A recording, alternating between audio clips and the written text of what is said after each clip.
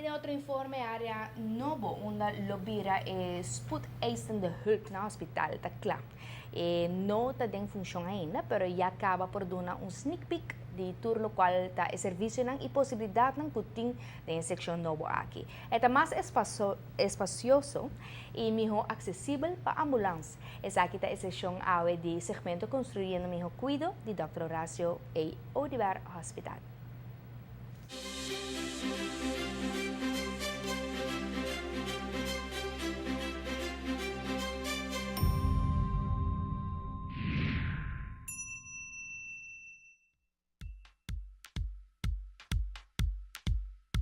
Nosso departamento de emergência agora aqui conta com 7 câmaras, de total de 435 metros quadrados.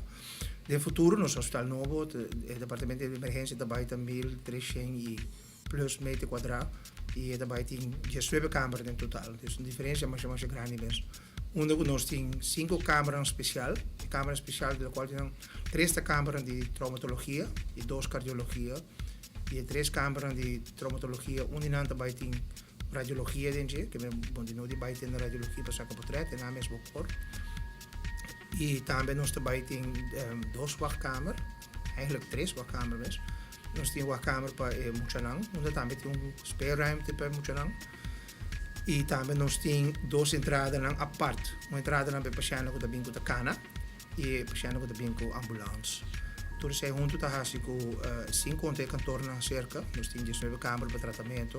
Essa nós temos câmara a parte para se botar contaminar e se aí também se botar algo contaminação de maneira algo químico, nós podemos brindar uma porta a parte onde o dinâmico para poder tratar de viagem assim como não subir a afdeling e contaminar o resto do piso.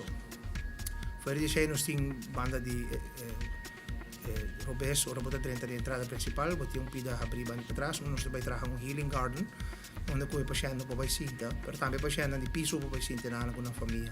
Então, não somente para o paciente de emergência, mas para o inteiro hospital.